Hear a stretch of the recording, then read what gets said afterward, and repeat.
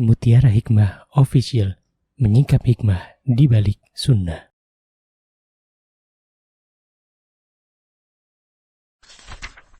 Salurkan donasi terbaik Anda untuk mendukung dakwah Mutiara Hikmah Official.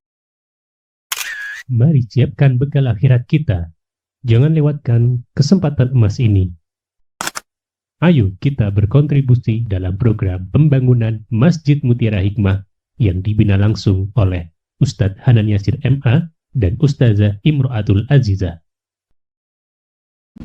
Raih pahala umroh setara haji dalam program Umroh Iktikaf Ramadan di tahun 2026. Perjalanan penuh makna, bimbingan penuh ilmu bersama Ustadz Hanan Yasir MA dan Ustazah Imro'atul Azizah. Tempat terbatas, daftarkan diri Anda sekarang juga. Jangan lewatkan sensasi umroh full faidah plus daurah fikih hijrah di bulan Syawal tahun 2026 bersama Ustadz Hanan Yasir MA dan Ustazah Imro'atul Azizah. Tempat terbatas, daftarkan diri Anda sekarang juga.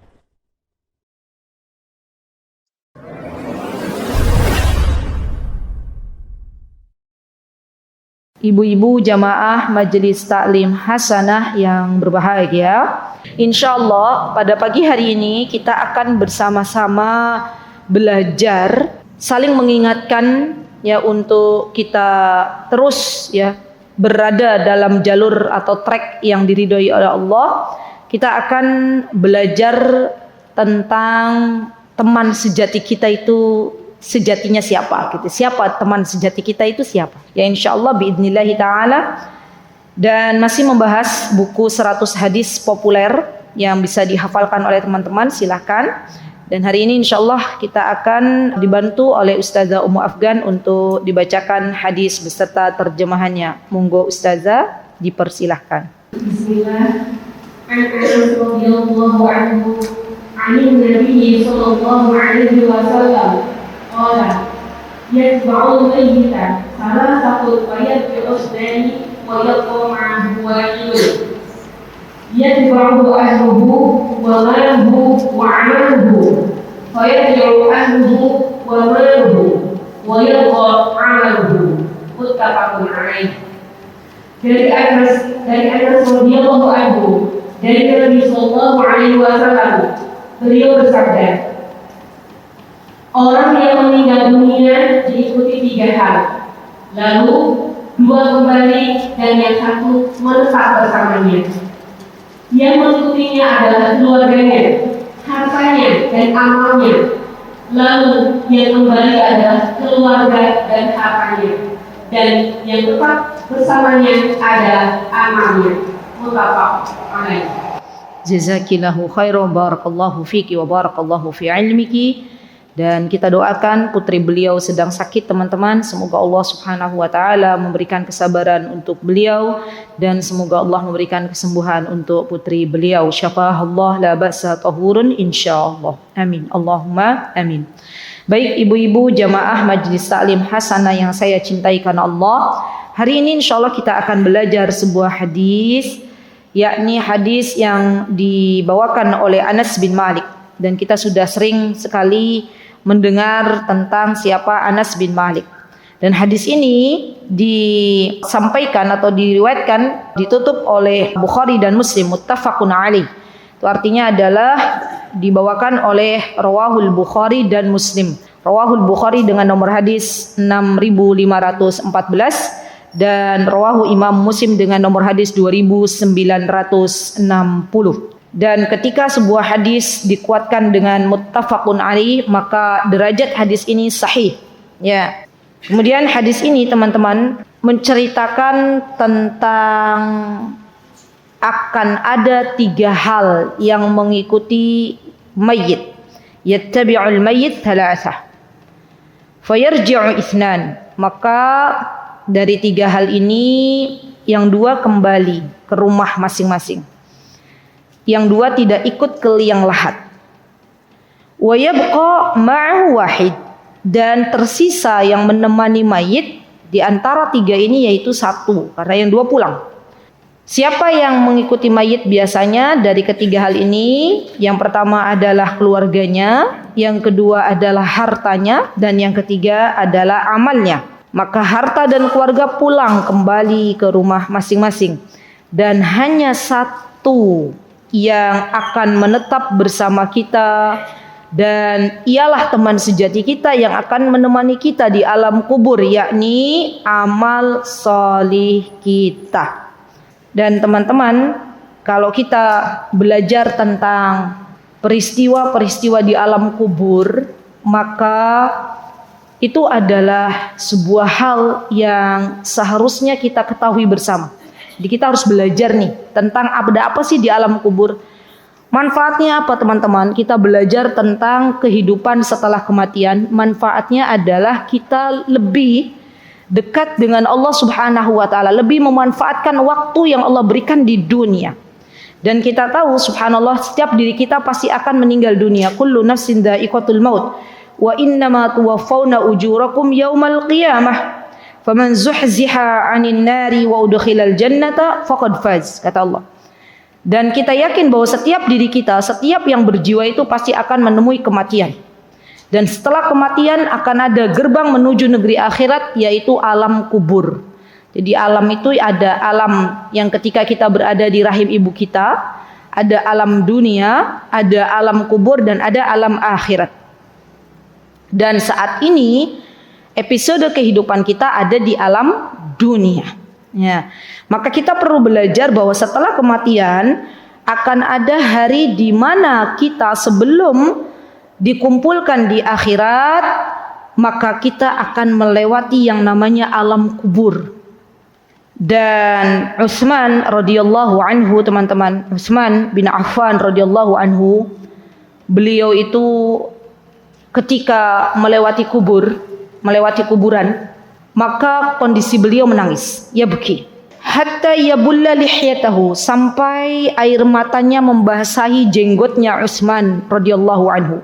Kemudian beliau menangis dan menangis dan menangis. Tabki wa tabki min hada. Faqala Rasulullah sallallahu alaihi wasallam, kemudian Rasulullah SAW bersabda, innal qabra awwalu manzili min manazilil akhirah. Bahwa sesungguhnya kubur itu adalah gerbang atau rumah pertama sebelum kita berjumpa dengan alam akhir. Fa in naja minhu fama ba'dahu aisaru minhu. Lihat teman-teman, yuk kita perhatikan apa sih yang dikatakan oleh baginda Rasulullah SAW. Kata beliau, fa in naja minhu, kalau ada seorang hamba dia berada di alam kubur dalam keadaan naja, selamat, artinya dia mendapatkan nikmat kubur, maka setelahnya akan mudah.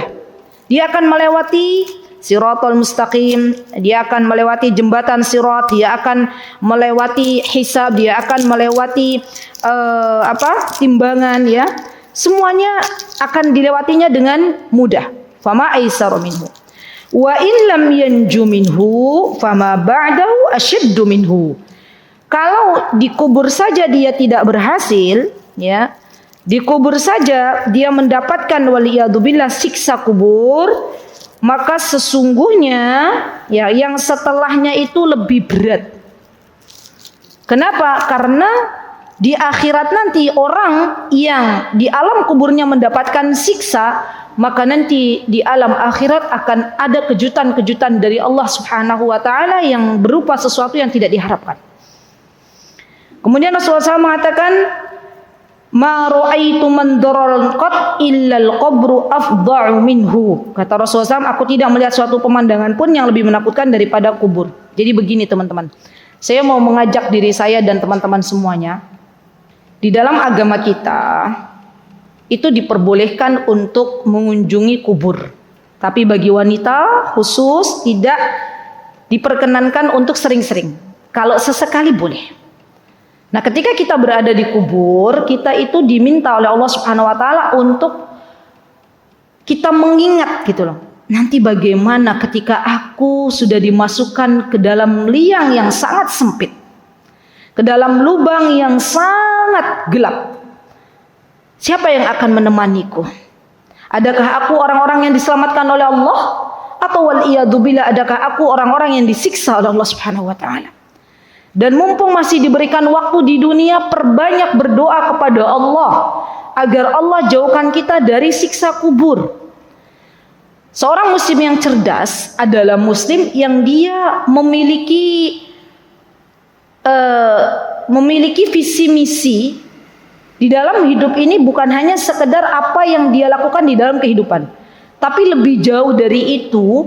Dia akan berpikir, apa yang sudah saya siapkan bekal untuk hari setelah kematian? Apa yang harus saya siapkan untuk hari di mana ketika Allah memanggilku, aku dalam keadaan seperti apa? Apakah husnul khatimah yang aku dapatkan atau waliyadzubillah su'ul khatimah? Maka perbanyaklah berdoa kepada Allah Azza wa Jalla untuk memperbanyak meminta husnul khatimah hari ini, saat ini. Perbanyaklah meminta kepada Allah agar Allah mengaruniakan untuk kita semuanya nikmat kubur. Karena kalau sudah mendapatkan husnul khatimah, sudah mendapatkan nikmat kubur, maka nanti di perjalanan selanjutnya ketika kitab itu kita dapatkan, buku catatan amal solih kita dapatkan, maka insya Allah biiznillahi ta'ala kita akan mendapatkannya dengan tangan kanan. Dan orang-orang yang mendapatkan kitab diserahkan dengan tangan kanan atau diberikan di tangan kanan, mereka itulah orang-orang yang beruntung. Yuk kita lihat di dalam surah Al-Waqi'ah. Apa kata Allah Subhanahu wa taala dalam surah Al-Waqi'ah, teman-teman? Baik. Apa kata Allah? A'udzu billahi minasyaitonir rajim. Allah Subhanahu wa taala berfirman dalam surah Al-Waqi'ah, ada di ayat 26. Ayat 27. Saya bacakan. Wa ashabul yamin ma ashabul yamin fi sidrim makhdudin wa talhim mandud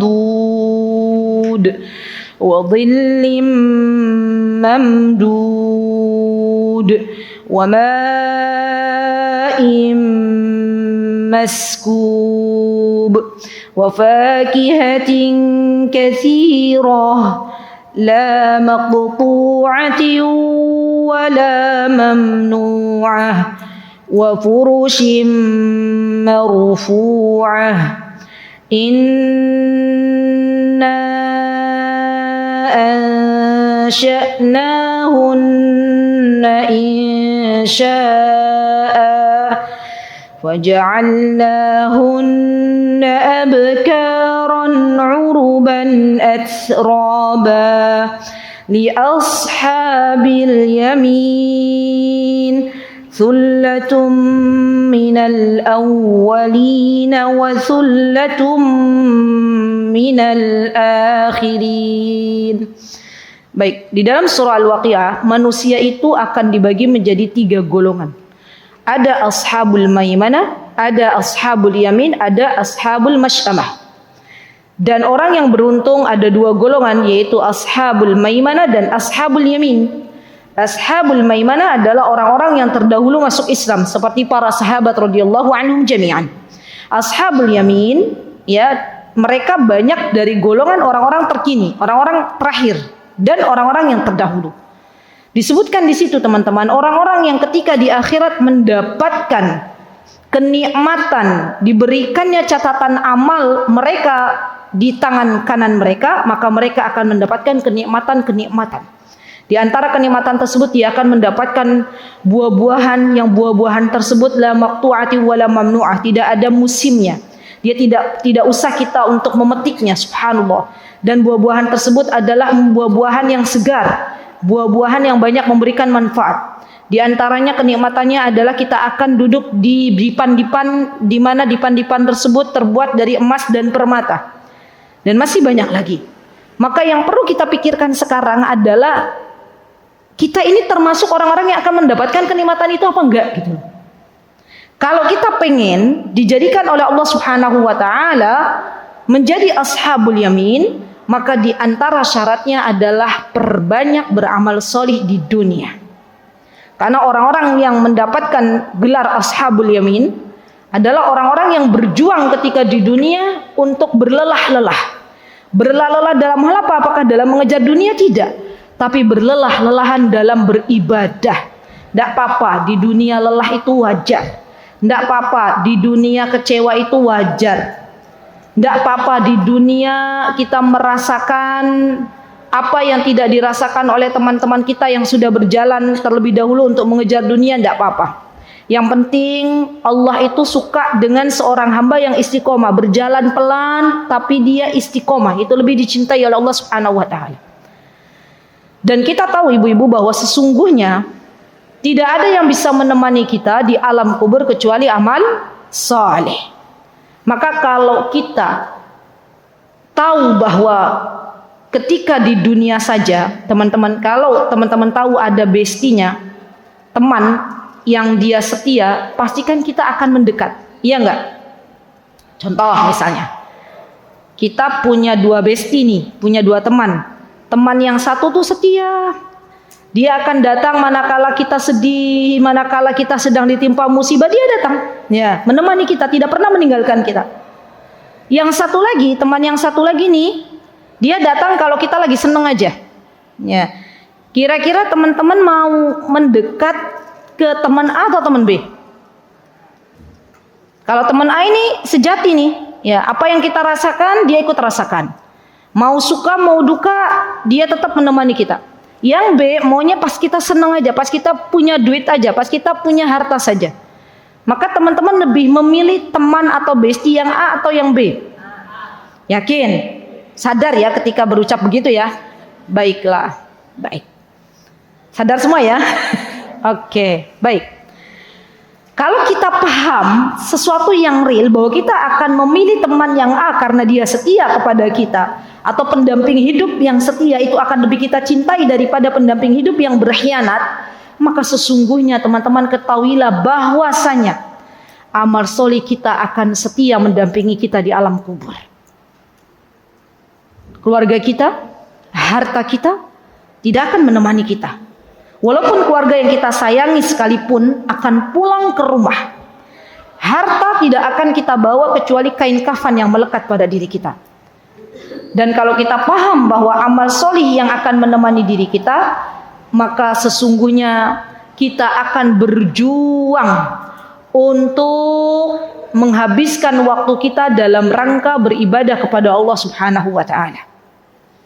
Jadi yang namanya jihad itu teman-teman, bukan hanya jihad di dalam peperangan, tapi jihad melawan hawa nafsu itu juga bagian dari sesuatu yang perlu kita perjuangkan. Kita tahu bahwa nafsu itu terbagi menjadi 3. Apa saja?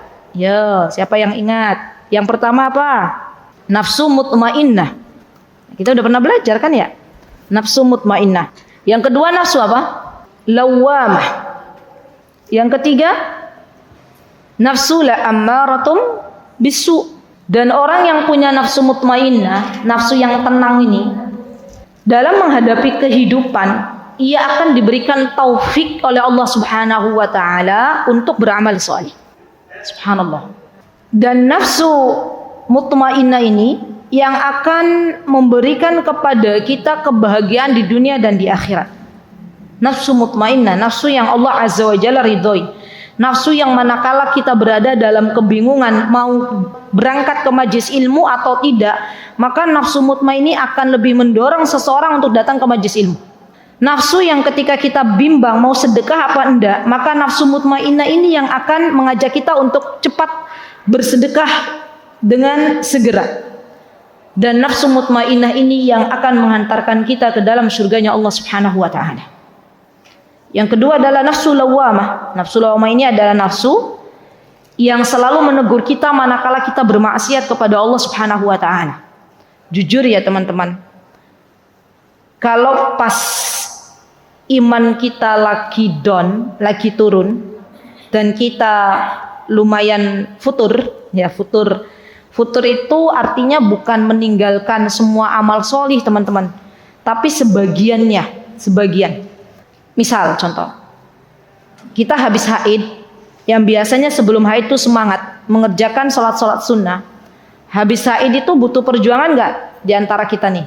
Atau langsung move on, langsung oke gitu ya kan? Enggak kan? Kadang ada yang butuh perjuangan ya. Nah, biasanya nafsu lawamah, nafsu mutmainnah ini akan mengajak kita untuk bersegera mengamalkan amal soleh. Dan manakala kita bermaksiat kepada Allah, mager untuk melakukan amal soleh, maka nafsu lawamah yang akan menegur kita. Kenapa kamu tidak mengerjakan amal soleh itu? Kamu tahu, kata nafsu lawamah, kamu tahu bahwa waktumu di dunia itu cuma sebentar. Perjalananmu di akhirat itu banyak. Ya. Atau ketika kita sedang bermaksiat kepada Allah, nafsu lawamah akan menegur kita, jiwa, tahukah engkau bahwa Allah itu melihatmu? Tahukah, sadarkah engkau bahwa malaikat maut selalu mengintaimu? Nah itu dia, itu nafsu lawamah. Dia terus saja menegur kita manakala kita lagi imannya turun, manakala kita lagi mau bermaksiat. Hati kita itu akan berbicara, kenapa kamu bermaksiat kepada Allah? Malu nggak sama Allah? Kamu masih tinggal di buminya Allah, masih menikmati pemberian dari Allah, tapi justru kamu bermaksiat kepada Allah. Nah, itu nafsu lawamah.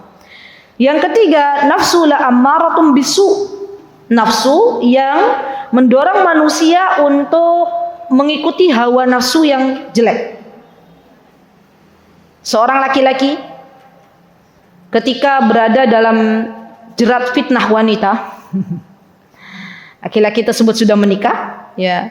Maka nafsu lawamanya ketika laki-laki ini akan melakukan hubungan yang tidak halal dengan wanita lain, nafsu lawamanya akan mengatakan, jiwa, ingat di rumah ada istrimu, lebih cantik dia, lebih solihah dia, gitu kan? Tapi ternyata nafsu ammaratun bisunya bilang apa? Beda ini wanita ini dengan istrimu. Ya, dia beda dengan istrimu, dia lebih indah, dia lebih sayang, dia lebih ini.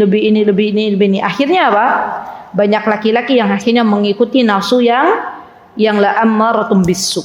Subhanallah. Dan ini yang terjadi pada zaman sekarang. Maka dari itu teman-teman yang saya cintai karena Allah, perlu yang namanya mujahadah. Mujahadah itu berjuang. Kita dalam hidup itu, musuh kita yang sejati, yang sesungguhnya adalah syaitan. Syaitan itu akan terus menjebak kita, akan terus mengganggu kita sampai kita lalai dari Allah Subhanahu wa taala. Sampai kita lupa dengan Allah Subhanahu wa taala, sampai kita lupa untuk beramal soleh. Dan musuh kedua kita di zaman sekarang adalah sosial media.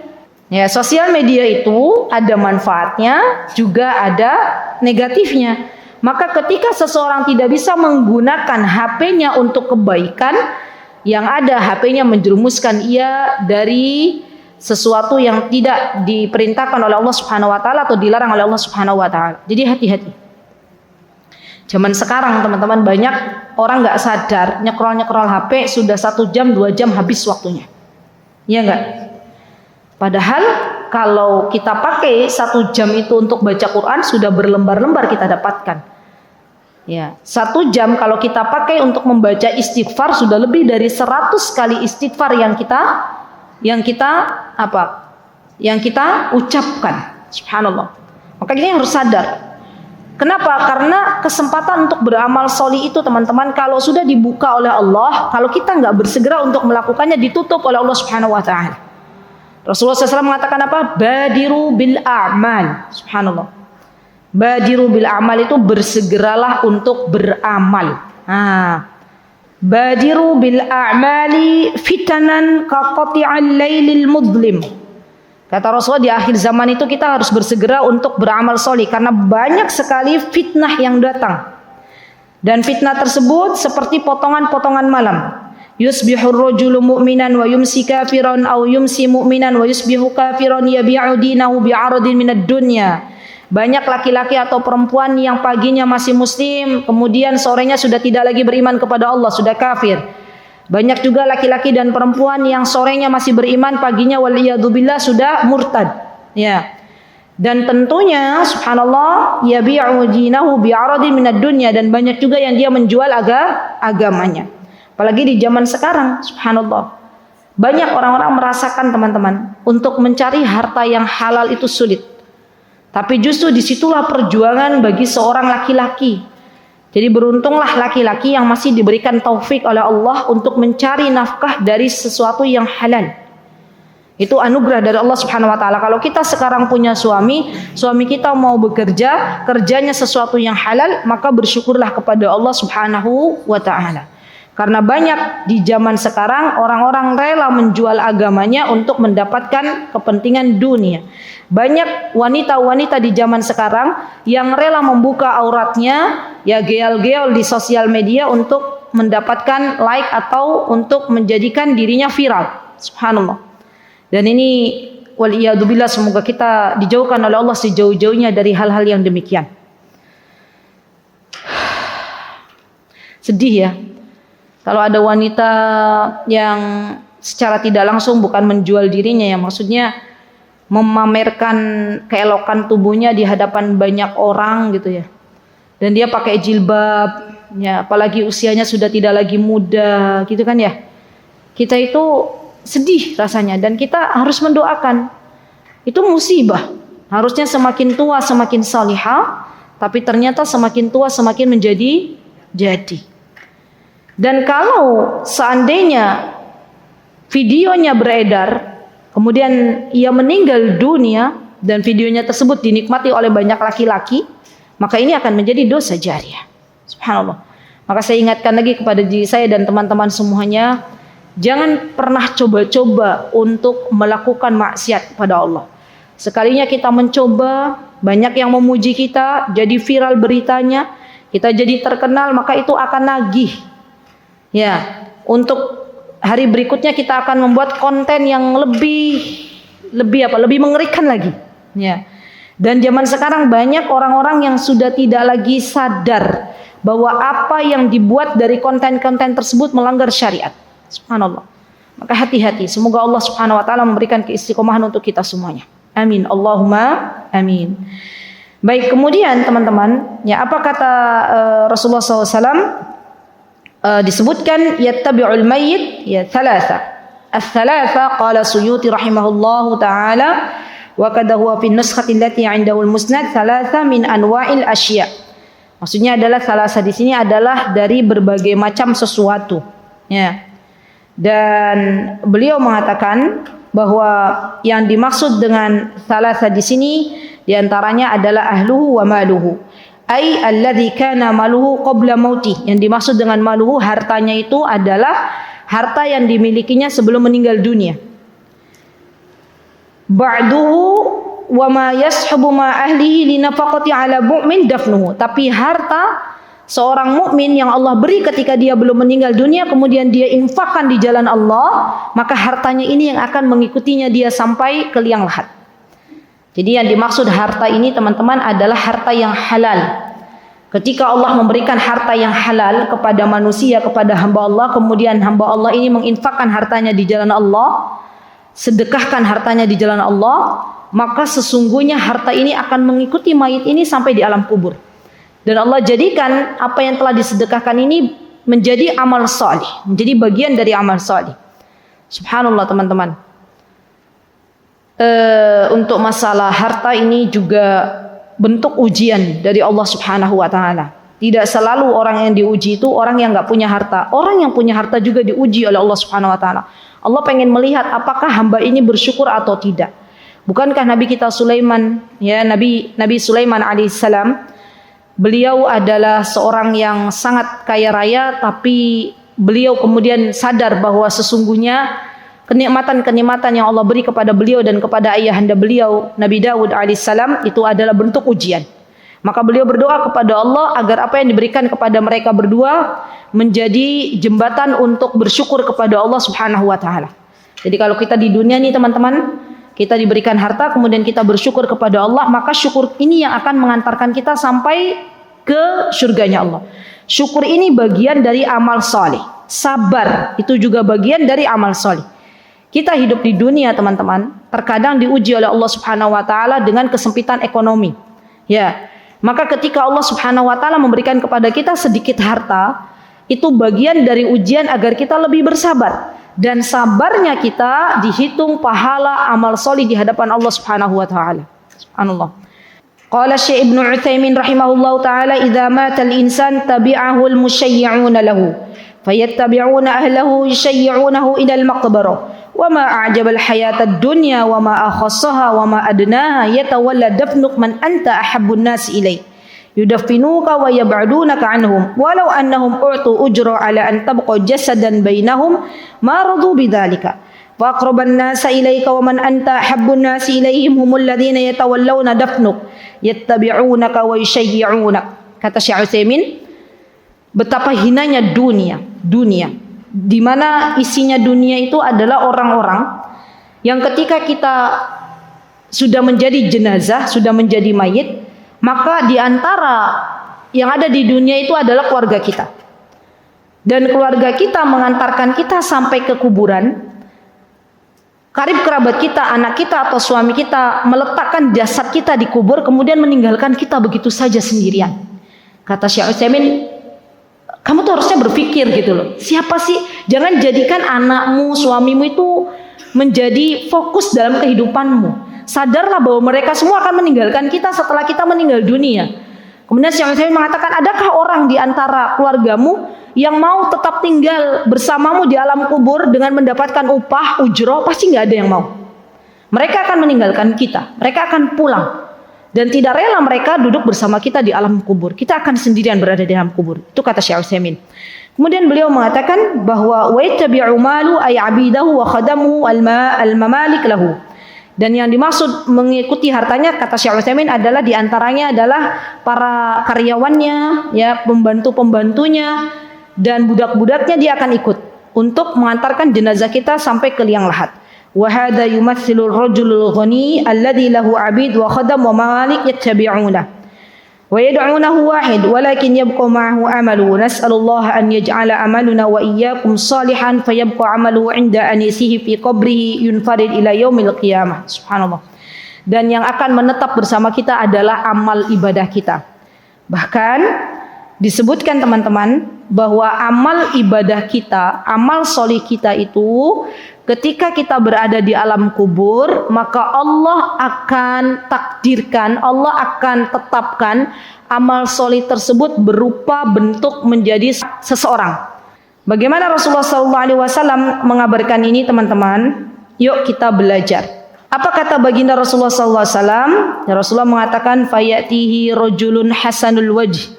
Akan datang seorang laki-laki yang hasanul wajh, yang wajahnya tampan, wajahnya bagus. Ya, kalau kita katakan ustazah, tapi kan kita perempuan, ya. Itu gimana? Itu juga pernah ditanyakan kepada Syekh bin Baz. Kata Syekh bin Baz, nanti di alam kubur itu udah nggak ada lagi yang namanya mahram dan non mahram. Ya, seperti kita di dunia, misalnya di dunia kita berduaan dengan laki-laki yang bukan mahram kan nggak boleh. Nah, di alam kubur sudah nggak berlaku lagi, kata beliau. Ya, akan datang seorang laki-laki. Jika disebutkan laki-laki di sini berarti kita meyakini laki-laki. Di mana laki-laki tersebut memiliki wajah yang tampan, hasanus siyab, memakai baju yang bagus, yang bersih. Tibur rih itu wangi, harum baunya. Fayaqulu abshiri billadhi yasurruk, hadza yaumukal ladzi kunta tu'ad. Fayaqulu lahu man anta? Wajhukal wajhu yaji'u bil khair fayaqulu ana amalukas salih. Maka laki-laki ini memberikan kabar kepada mayit yang ada di dalam kubur, absyiri, aku akan memberikan kabar gembira kepadamu bahwa engkau akan diberikan kemudahan oleh Allah Subhanahu wa taala. Engkau akan mendapatkan sesuatu yang menyenangkan dan inilah hari yang telah dijanjikan kepadamu. Subhanallah. Maka mayit ini tidak akan mengenali laki-laki ini, siapakah kamu? Dan laki-laki ini mengatakan, aku adalah amal solehmu. Subhanallah. Jadi teman-teman, kalau kita di dunia saja, di dunia melihat ada seorang wanita, seorang muslimah atau seorang laki-laki lah, seorang laki-laki yang dia Masya Allah rupanya bagus, wangi baunya, bajunya bagus, kita akan terkesima, iya enggak? Itu siapa sih Masya Allah laki-lakinya kok Masya Allah Allahumma barik ya, berwibawa, bagus penampilannya, ya. Atau kita punya teman kita Masya Allah rupanya bagus, cantik, ya Masya Allah atas pemberian dari Allah. Kemudian dia pakai baju yang bersih, yang bagus, kita aja terkesima. Bagaimana nanti kita berada di alam kubur ketika kita tiba-tiba sedang sendirian, tiba-tiba datang seseorang yang menemani kita. Pasti kita akan terkaget-kaget dan kita terkesima. Ya. Maka ketika kita paham bahwa amal solih kita yang akan menemani kita dengan wujud seorang laki-laki, maka hendaklah kita memperbanyak amal solih kita. Kenapa? Karena nanti amal buruk pun akan datang tapi dengan keadaan kebalikannya. Kalau tadi laki-lakinya ganteng, laki-lakinya harum, pakai baju yang melayak, maka amal buruk ini yang akan menemani seseorang yang tidak beriman kepada Allah Subhanahu wa taala dalam keadaan rupa yang buruk.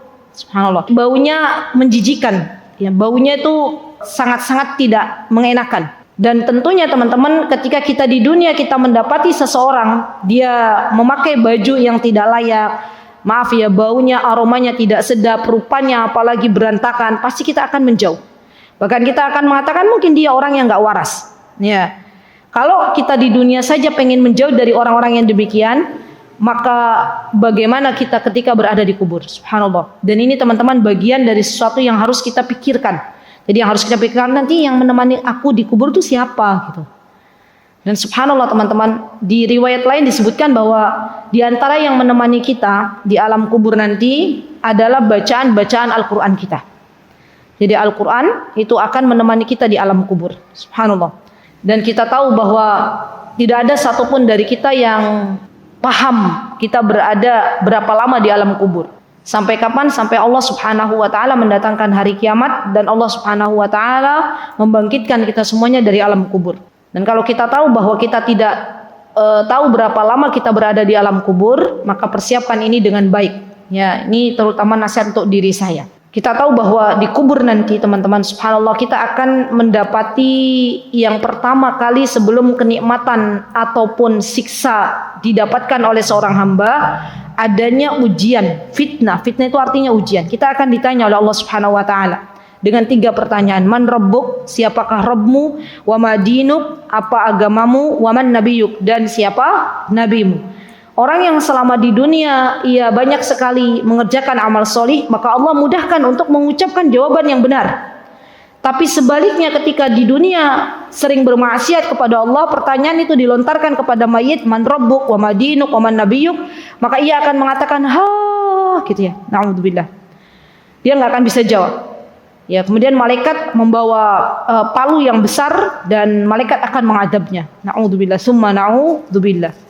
Maka penting bagi kita teman-teman untuk memperbanyak amal solih, dan amal solih itu sifatnya adalah amal solih yang diridhoi oleh Allah Subhanahu wa taala. Amal solih yang diterima di sisi Allah Subhanahu wa taala. Doanya Nabi Sulaiman di dalam surah Al-Ahqaf teman-teman, yaitu bagus banget, silakan dibaca ayat 14. Apa kata Allah Subhanahu wa taala? Rabbi auzi'ni an ashkura ni'mataka allati an'amta 'alayya wa 'ala walidayya wa an a'mala salihan tardah wa aslih li fi dzurriyyati inni tubtu ilaika wa inni minal muslimin. Jadi fokus kita adalah amal solih yang Allah suka, yang Allah cinta. Ya. Dan amal solih itu levelnya beda-beda teman-teman. Amal solih itu levelnya beda-beda. Ada amal solih yang afdal. Afdal ini berarti lebih utama. Ada amal solih yang efeknya bisa kita dapatkan dengan kondisi hari atau momen di dalam kehidupan kita, dan ada amal soleh yang biasa-biasa saja. Contohnya apa misalnya? Contohnya ketika para sahabat bertanya kepada Rasulullah SAW, ya Rasulullah, ayyul a'mali afdal? Ya Rasulullah, amal soleh apa yang paling utama? Rasulullah menjawab, ya di antaranya apa? As-salatu ala waqtiha, salat di awal waktu. Ketika itu Rasulullah pernah mengatakan juga birrul walidain, apa? Berbakti kepada kedua orang tua. Kemudian ada lagi ayyul a'mali afdal, Rasulullah SAW pernah mengatakan al-jihadu fi sabilillah. Maka amal-amal soleh ini yang paling utama ini yang kita fokuskan.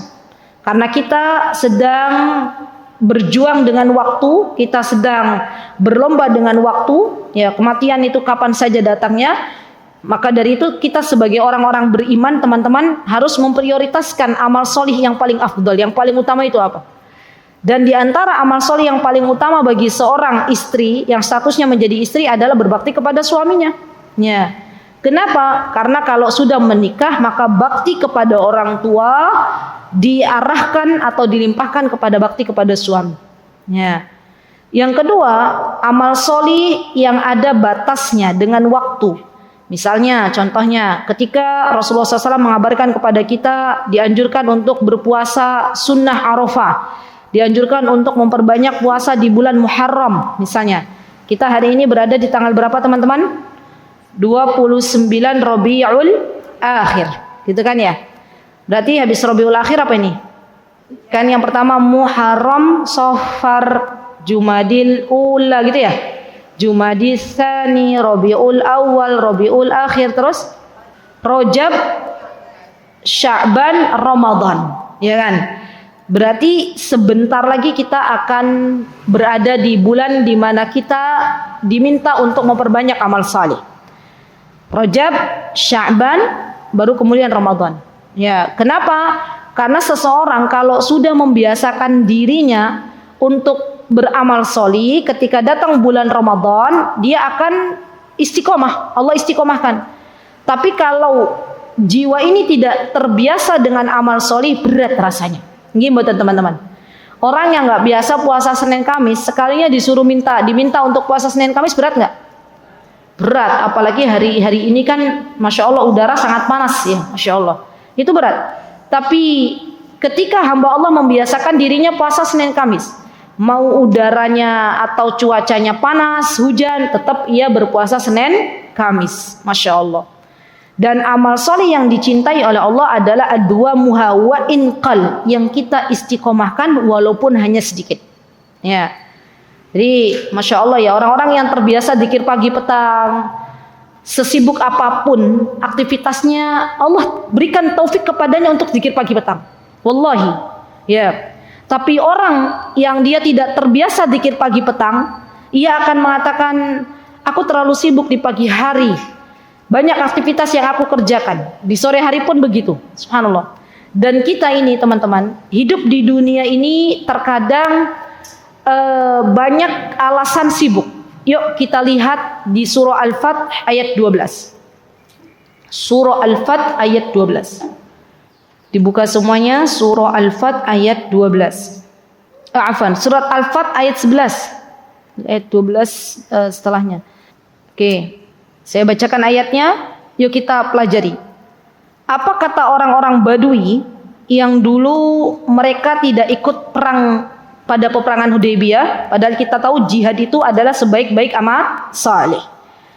Maka mereka mengatakan, harta dan keluarga kami telah merintangi kami, telah menjadikan kami sibuk dengan harta dan keluarga. Maka mohonkanlah ampunan untuk kami. Kemudian mereka mengucapkan dengan lisannya apa yang tidak ada di dalam hatinya. Ya, Allah mengatakan, sayaqulu lakal mukhallafuna minal a'rabi syaghalatna amwaluna wa ahluna fastaghfir lana. Jadi orang-orang Badui zaman dahulu ketika diajak oleh Allah Subhanahu wa taala dan Rasulnya untuk ikut peperangan, dan ini adalah amal salih yang kalau dia ikut perang kemudian mendapatkan syahid, maka syahid ini menjadi sebuah sarana mengantarkannya ke dalam surganya Allah Subhanahu wa taala. Tapi mereka berdalih, beralasan, ya Rasulullah, kami disibukkan dengan harta dan keluarga kami. Subhanallah, lihat bagaimana hubungan yang sangat erat ketika datang amal salih, kemudian Allah uji dengan harta dan keluarga. Disinilah letak ujian yang Allah Subhanahu wa taala berikan. Bahkan di hari ini ketika kita diminta untuk beramal sholih, ada sebagian dari kita yang mengatakan, maaf ustazah, saya nggak bisa datang ke majlis ilmu lah. Kenapa? Ya karena saya disibukkan dengan keluarga saya, karena saya harus ini antar les anak-anak begini gitu kan ya. Atau saya disibukkan dengan berjualan ya. Teman-teman pernah nggak mengajak saudara atau mengajak bestinya untuk datang ke kajian, kemudian mereka beralasan, tapi kan saya punya toko, lah gimana, aku ngaji, tokoku tutup. Nah, ia lupa berpikir bahwa yang namanya rejeki kalau sudah Allah Subhanahu wa taala berikan, maka pasti Allah akan berikan. Walaupun tokonya tutup, bisa jadi siang nanti setelah pulang dari kajian, Allah akan berikan para pelanggan yang membeli dagangannya. Ia lupa bahwa selama ini Allah yang telah memberikan rejeki kepadanya. Maka ketika ada kesempatan kau duduk di majlis ilmu, duduklah di majlis ilmu. Kenapa? Karena amal solih tanpa ilmu itu bagaikan pohon tidak berbuah. Amal solih tanpa ilmu itu tidak ada arahnya. Arahnya tuh bingung mau kemana. Ya. Dan banyak orang-orang zaman sekarang yang beralasan kalau diminta untuk umroh misalnya, ada kesempatan untuk umroh, dia akan mengatakan belum siap ustazah. Bagaimana saya mau cuti dari pekerjaan saya? Ketahuilah wahai saudariku, kami pernah punya jamaah kerja di sebuah tempat yang sudah masya Allah sudah bonafit, sudah bagus gitu ya. Kemudian dia meminta cuti untuk haji, ya. Akhirnya apa? Waktu itu endingnya itu dari perusahaannya belum memberikan cuti yang lama untuk berhaji. Akhirnya jamaah kami resign dari kerjaannya dan Allah berikan kerjaan yang lebih baik daripada sebelumnya. Subhanallah.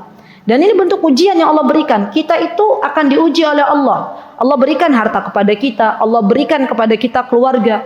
Disitulah letak ujian. Apakah kita benar-benar mendahulukan Allah atau mendahulukan keluarga kita? Kalau kita sadar bahwa keluarga kita tidak akan menemani kita di alam kubur, kalau kita sadar harta kita tidak akan menemani kita dalam kubur, maka bergegaslah untuk beramal.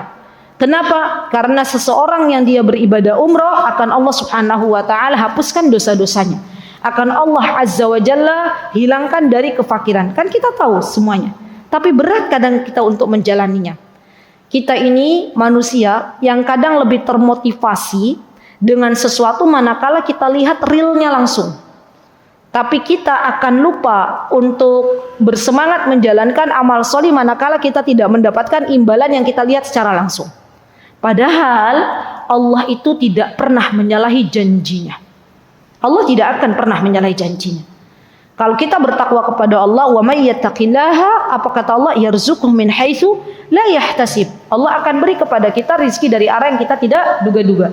Fokus kita hari ini adalah beramal saleh.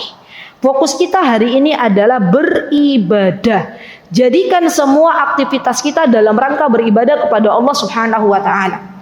Orang yang fokusnya ibadah, makan aja jadi ibadah, tidur aja jadi ibadah. Minum aja jadi ibadah. Subhanallah. Mendengarkan curhatan besti aja jadi ibadah. Subhanallah. Tersenyum kepada besti kita jadi ibadah. Membantu suami kita ya membuatkan air ya, tadi Bu Swatun bilang bahwa suaminya beliau lagi ada di rumah ya, berarti kesempatan beliau untuk memperbanyak amal soleh berbakti kepada suaminya ya.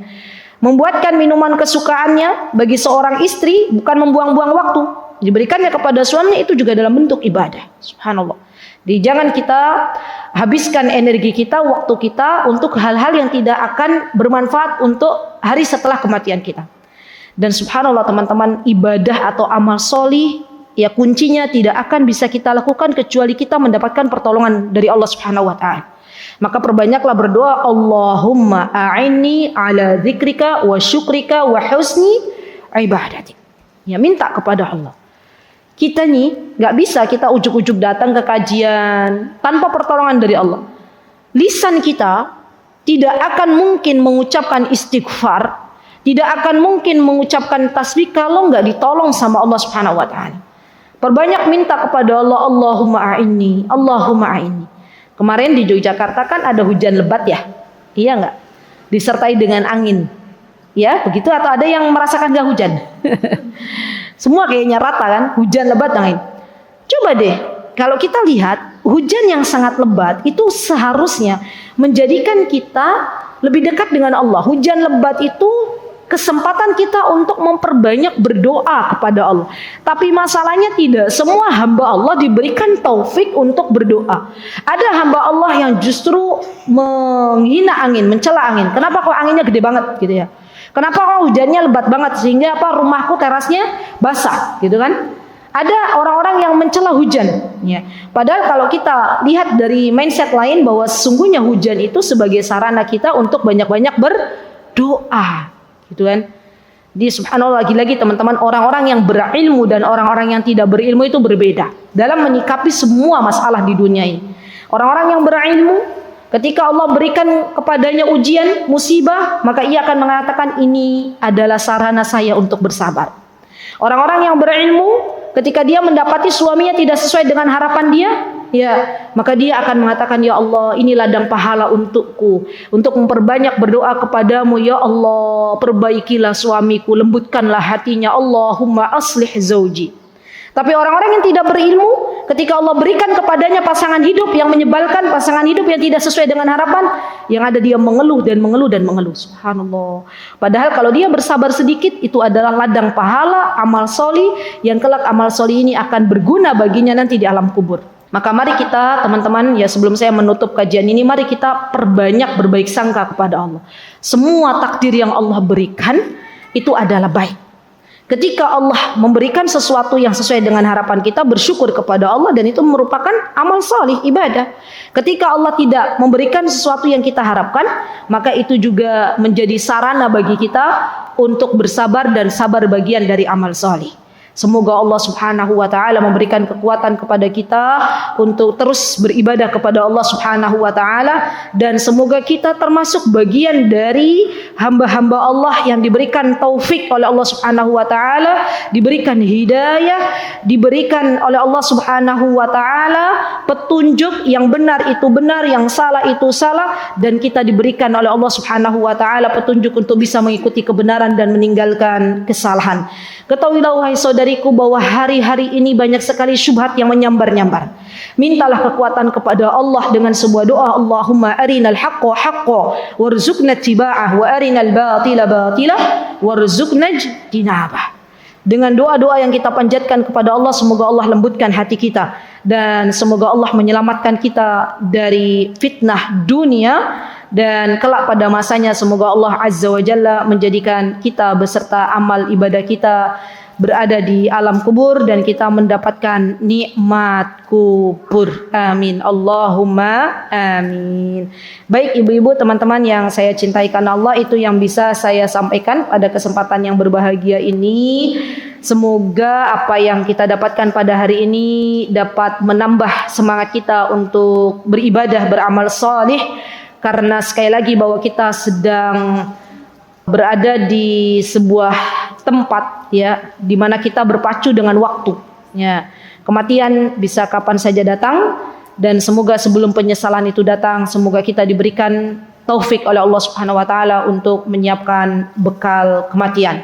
Aqulu qouli hadza wastaghfirullah li wa lakum wa akhiru da'wana alhamdulillahirabbil alamin. Wassalamualaikum warahmatullahi wabarakatuh. Mutiara Hikmah Official, menyingkap hikmah di balik sunnah.